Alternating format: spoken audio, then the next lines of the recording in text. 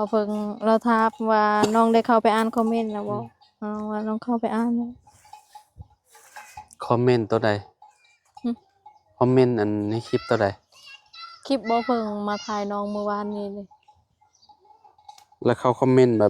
บบมาในทางด้านลบบ่เขาคอมเมนต์มาว่าเขาโอนเงินมาให้น้องใส่อันและน้อง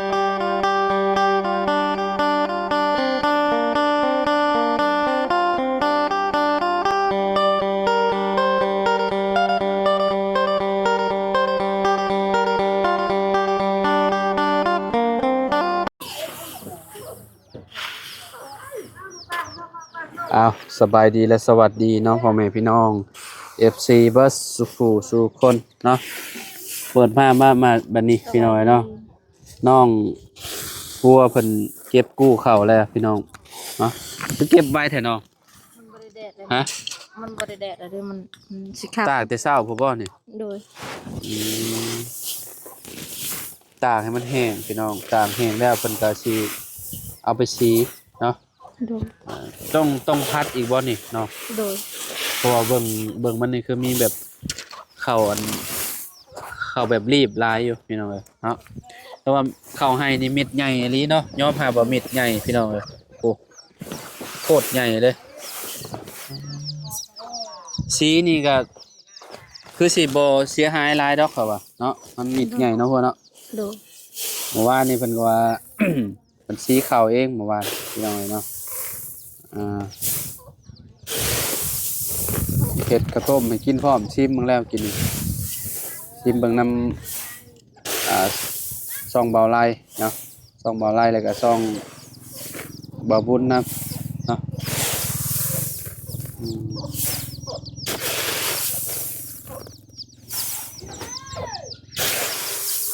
ถ้าแบบนี้ไก่มันก็ม่วนมาแล้วเนาะ มากินเนาะอันนี้บ่ไก่จ้ะฮะบ่เป็นบ่ไก่เขาอ้าวใช่ว่าไก่เจ้าได้7ตัวฮะบ่แม่ตัวนั้นไปไก่นี่ไก่เขาไปหาเลาะกินไก่เดินแท้เอามี2บ่อนผู้บ่อนนี่น่ะโดยอืมฝั่งนั่นก็อยู่พวกน้องจันพี่น้องเอ้ยเนาะเอ้าเข้ามันคือสีต่างกันโดยสีคือต่างกันน้องหัวอันนี้ข้าวแดงเด้เนาะนั่นขาวๆพี่น้องเอ้ยเนาะนี่โอ้สีขาวตัวนี้เนาะดำเด็กก็ได้โอ้สีขาวแบบนี้พี่น้องเอ้ยเก็บเมียนละบ่อันนั้นน่ะเขาปลูกนะเขาปลูกเก็บเมียนแล้วบ่เขาปลูกฮะเอาเขาเอาไว้ไปซักรอบต่อไปเด้โดยมี2สายพันธุ์ตัวนี้มันสิชุกก่อนบ่เนาะมันชุกก่อนหมู่บ่ตัวนี้เนาะแม่นบ่หรือว่าตัวนั้นบ่มันก็สำคัญชุกพร้อมกันบ่ช่วงเดือน11เด้เนาะพูดเนาะเดือน10นี่เดือนนี่ได้บ่เดือน11ลาวครับบ่วะแม่นพูดนะแม่นตอนนี้มันก็สิเบิดแล้วเดือน12พี่น้องเนาะก็เดือน11สากลเนาะ12ลาวเฮาเนาะแต่สิเดือน1เลยแป๊บเดียวนึงพี่น้องเอ้ยเนาะคือเวลาคือกันแป๊บเดียวนึง3 โมงเลยค่ำนี่แหละอ๋อพี่น้องเอ้ยเนาะไวอะไรเนาะไวเลยยามนี้แห่งค่ำไวเนาะคนค่ำแล้วแม่นคนเฒ่าพร้อมเฒ่าไวพี่น้องเอ้ยเนาะเอ้าตื่นมานับมือนับเท้าลูกตื่นมาแป๊บเดียวค่ำเลยโยนับมือนับเท้านับมือนับเท้าน้องหัวนี่อายุเท่าไหร่20จะหน่อยเนาะเท่าแล้วเอ้ย20สิเท่าคุณปล่อยพี่จังว่าเท่าก็เท่าผู้หญิงเท่าไว้เด้ฮะว่าผู้หญิงเท่าไว้ผู้หญิงเท่าไว้บ่น้องจัน17เนาะ17ปีนี้ก็โสดปีหน้าก็โสดปีต่อไปเท่าแล้วเท่าแล้วติเท่าก็ยามันดอกเท่าก็อันยังกินข้าวได้อยู่แขวยังบ่ได้ออกเนาะ ท่าแต่แควก็จะว่า แอลยังดี พี่น้องเอ้ยเนาะบ่ตากจักเทื่อนี่น้องเว้าเข้าแล้วตากจักเทื่อบ่ 2มื้ออื่นก็ตัก มื้อตากอีหน้านี่ แม่น โอ้ มื้อนี้ยังบ่ทันแฮง สาเหตุที่ว่าตากนี่ก็คือแบบมันสุ่มแฮงเวลาเอาไปสีแล้วมันแค้นเนาะ แม่น ผงสีมันบดบ่ได้เนาะ แม่น เป็นอะไรกรอบหรือบ่เป็นอะไรยำ มันแฮงแล้ว แห้งแล้วไงวะบอกว่ายังสิตากอีกมือ บ่ได้ตัก พอแล้วมั้งเนาะ ตักเข้าใหม่อีก ตากตัวใหม่อีกดิตากแบบนี้ได้พี่น้องเนาะมองเขตเพิ่นน่ะเวลาสิเอาไปซีกับตากแล้วก็มาพัดพี่น้องพัดให้มันเข่าตัวที่ว่ามันรีบออกแล้วก็เอาไปซีบาดเนาะบ่ได้ตากเทื่อเดียวแล้วเราได้ตากตอนเกี่ยวน่ะตากตอนเกี่ยวแล้วเรียบร้อยคันว่ามันบ่ถึกผลน่ะบ่ได้ตากมีแต่แดด2แดดตอนเฮาเกี่ยวน่ะเฮามีแต่เอาวางไว้เลยวางไว้มันแห้งเดียวเรียบร้อยเฮาก็อันน่ะฮอดเวลากู้เฮาก็กู้ไว้ก่อนเนาะกู้ไว้แล้วก็ปั้นบัดนี้ปั้นแล้วก็เอาขึ้นเหล้าเทเลยพี่น้องเอ้ยเนาะบางคนก็บ่เทดอกบางคนก็ใส่กระสอบขึ้นแบบนี้แหละท่านบ่ได้บางคนบ่มีเหล้าเด้บ่มีเหล้าเข้าอันนี้ก็สิพอปันกันแล้วกับตัวนั้นเนาะพี่น้องเอ้ยลองเก็ตดอกมังนกเป็นเอาได้มันแห้งคักเอาอ๋อกรอบแล้วนี่จันเลยแข็งเลยนั่นแล้วแต่สีก็จะบกแค้นดอกห้องสีนะตอนเราหูดมาแรกๆคือสิบ่นั่นเนาะคือสิเป็นนั่นว่าคือสิเป็นแบบนี้อยู่เนาะน้องจันคือสิลายอยู่เนาะเห็นบ่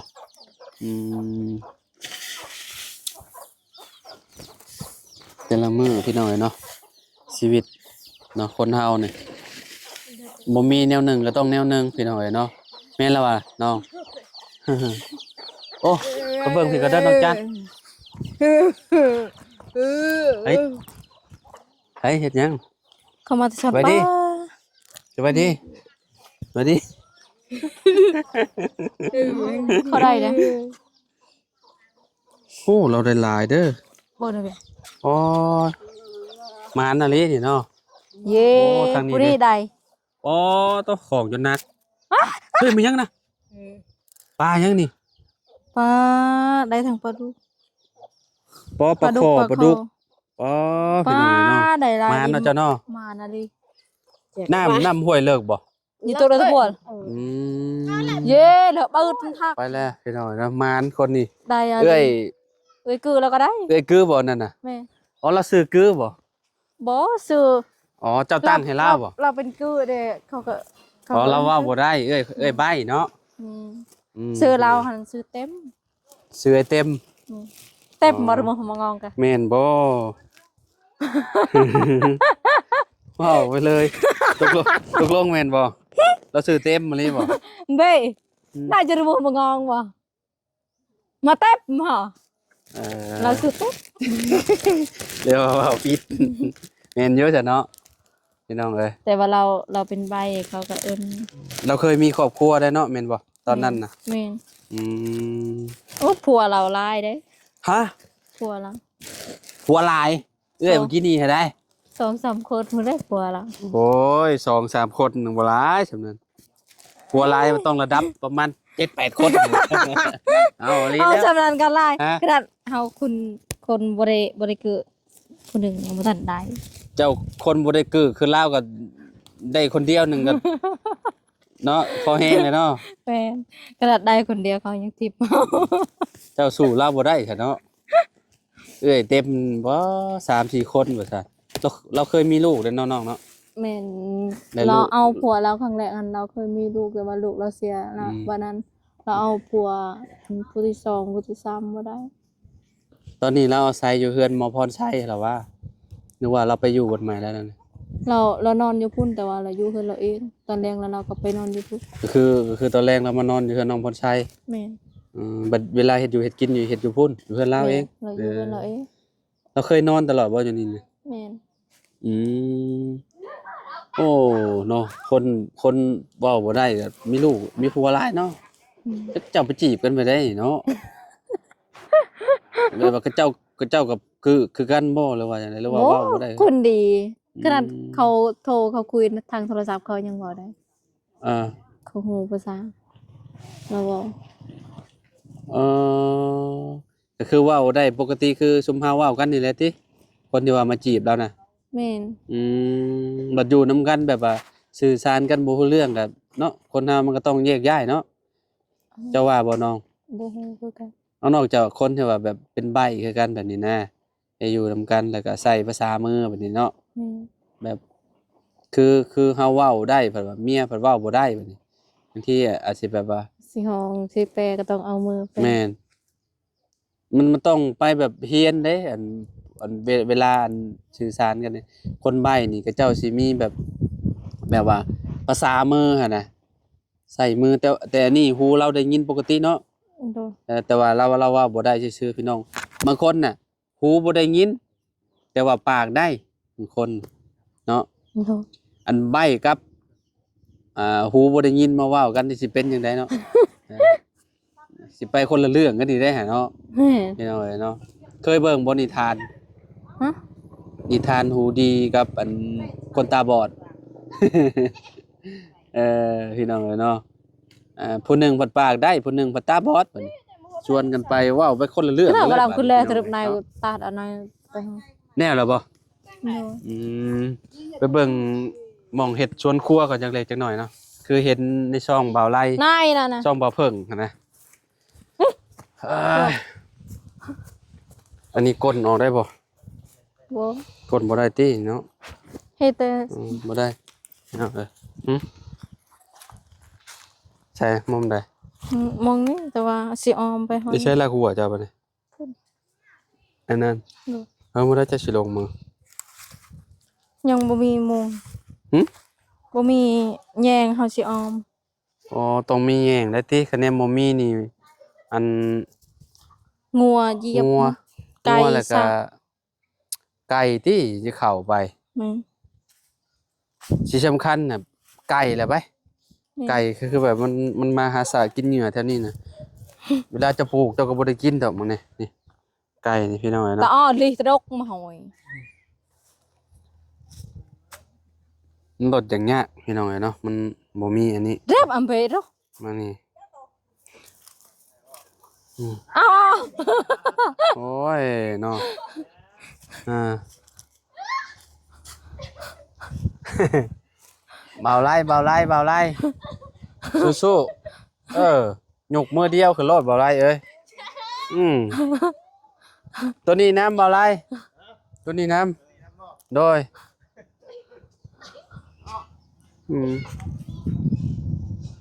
เบาๆหนึ่งนักบ่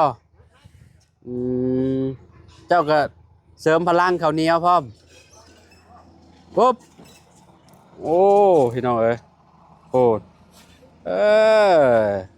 แบบนี้พี่น้องเอ้ยเนาะให้ข้าวเมี่ยนพี่น้องให้ข้าวเมี่ยนแล้วก็เอาขึ้นไปเมี่ยนอยู่เทิงเฮือนพูดเนาะแล้วก็มื้อหน้าก็เอาลงมาชี้อีกบ่อืม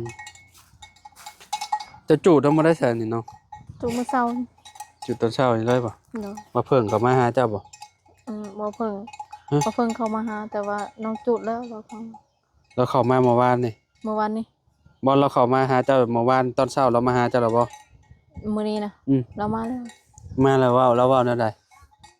เราเว้าแนวใดบ่บ่ได้ว่ากับเจ้า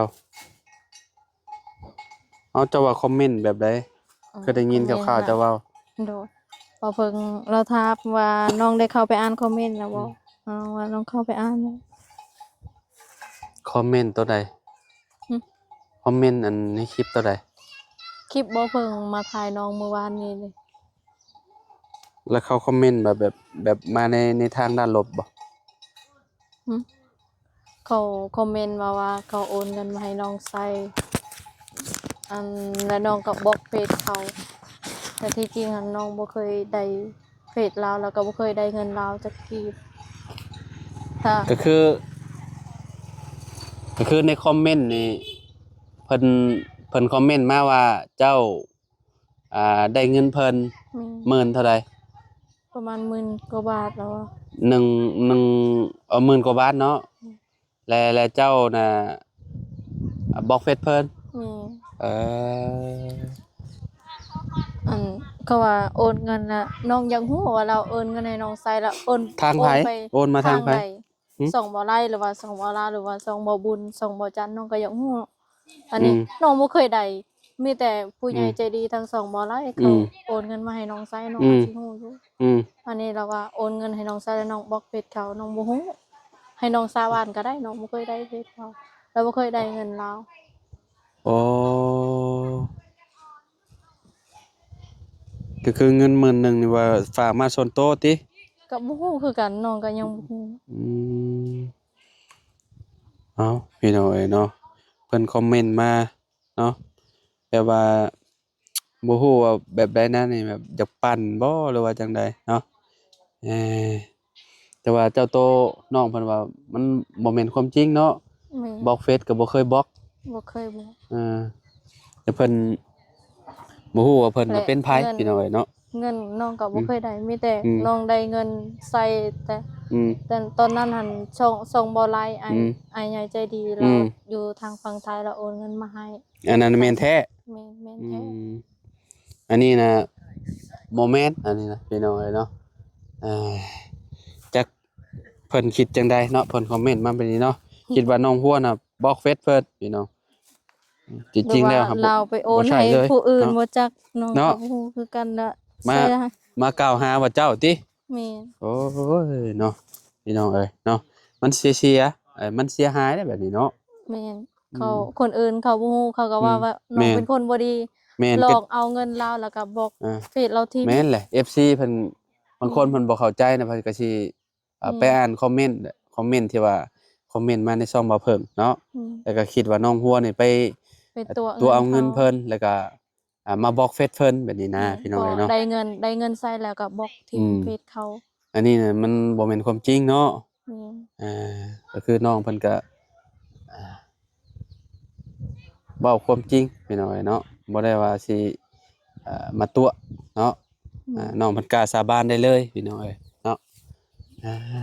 เรื่องที่ผู้ใหญ่ใจดีเราโอนมาทางอืมช่องบ่หลายน้องอืมอันนั้นน่ะน้องยอมรับว่าอืมน้องได้อืมเราโอนเงินมาให้น้องชายแล้วน้องก็เราก็อืมสิมาบอกน้องว่าอยากไปไทยบ่อืมอายสิเฮ็ดพาสปอร์ตให้โอ้เราก็ช่วยด้วยความหวังดีเราโดยก็บ่ได้หวังหยังอืมอันนี้คนดีพี่น้องเอ้ยเนาะคนดีอืมเพิ่นบ่ได้หวังสิ่งตอบแทนหยังเพิ่นแค่แม่นมีน้ำใจพี่น้องแม่เอ้ยนเนาะอยากช่วยเหลือทางน้องเพิ่นพี่น้องแม่นเอ้ยเนาะคนที่ว่า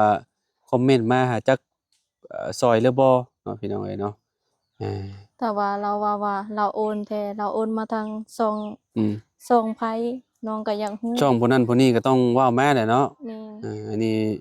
บ่บอกหันนะก็คือมีแต่ว่าแบบเพิ่นฝากเงินมา10,000กว่าบาทซื่อๆมาเนาะซอยน้องสมทบอืมเฮ็ดเรือนหรือว่าหรือว่า เจาะน้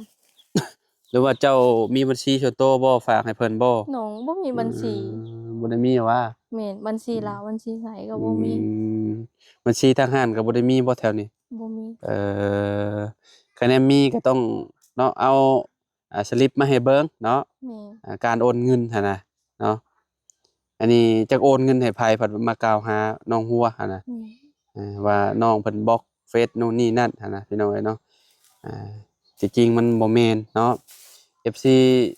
เอ่อเนาะ คนดีก็มีหลายพี่น้องเอ้ยเนาะคนแบบว่าบ่หวังดีก็แบบมีอยู่ส่วนน้อยพี่น้องเอ้ยเนาะแบบว่าอยากโทรศัพท์อยู่นำเขาเจ้าเนาะเขาเจ้าอยากพิมพ์นั่นได้ก็ได้พี่น้องเฮาแบบบ่สามารถแบบไปห้ามเพิ่นสิเพิ่นได้เนาะแม่นว่าบ่เนาะใดๆก็อย่าอืมเฮาก็แน่ว่าเฮาซื่อสัตย์เฮาบ่เคยได้แม่นเงินเพิ่นสิโดยมาคอมเมนต์ใดๆก็อย่าน้องบ่ได้ขอแต่ว่ามันอยู่ในใจเฮานี่เนาะเฮาฮู้ดีเนาะแม่นพี่น้องเอ้ยเฮาเนาะบ่เคยได้เงินเพิ่นอืมแล้วเพิ่นมากล่าวหาก็อย่าเพิ่นแต่เฮาก็อยากบอกเพิ่นไว้ก่อนเนาะเฮาบ่แม่นเคยเฮ็ดหั้นนะพี่น้องแม่นเอ้ยเนาะ กับประมาณนี้แหละเนาะมื้อนี้พี่น้อยเนาะทางน้องๆเพิ่นก็กำลังสิลงมือปลูกหมักแตงคือสิงามอยู่อ้ายว่าเนาะมันเป็นดินดำเนาะน้องหัวเนาะ อืม แต่ว่าตาข่ายนี่ยังบ่มีพี่น้อยเนาะคะแนนเฮ็ดก็สิเฮ็ดกว้างเติบแล้วเนาะพี่แล้วพี่เนาะ แม่น แล้วก็ไปฮอดพุ่นเนาะ โดด แล้วก็ ฮอดนั้น แล้วก็พูแล้วเอาขึ้นไปฮอดเทิงบ่จักพุ ฮอดบ่นี่ ฮอดหม่องเฮาวางอันนี้บ่ แม่น อื อืม วางอันนี้เนาะพี่เนาะ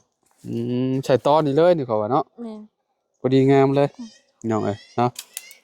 มาสิ แปลนแล้ว งามอยู่ บัดนี้พี่น้องเอ้ยเนาะ ปลูกผัก ปลูกได้หลายอยู่ปลูก ปลูกมะเพชรปลูก ปลูกหมักพริกบางหยังถ้าใส่แล้วเนาะ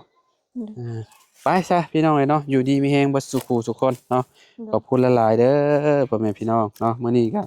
เข้ามาเยี่ยมยามถามข่าวเนาะทางน้องหัวน้องจันคือเก่าคือเดิมพี่น้องเนาะเพิ่มเติมก็ได้ชิมกระต้มน้ำเพิ่นแล้ว แต่ว่าทางเพิ่นบ่ได้ใส่หมักพะบ่แม่น มะกรูด บ่ได้ใส่หมักกล้วย พี่น้องใส่แต่ห เพ มัก ราะว่า ถั่ว ทาง เนาะ บ้านน้องเขาเฮ็ดข้าว เพิ่น ต้มเขา บ่มักใส่แบบนั้นเนาะ เขาบ่เคยใส่ อืม มีแต่ใส่ในมือในมักทั่วหั่นล่ะ โอเคซะเนาะก็แซ่บอยู่พี่น้องเนาะขอบใจเด้อน้องเด้อ โดย เนาะ สวัสดี ที่เฮ็ดให้กินเด้อเนาะไปพี่น้องพ่อกันใหม่สบายดีเด้อพี่น้องเด้อเนาะ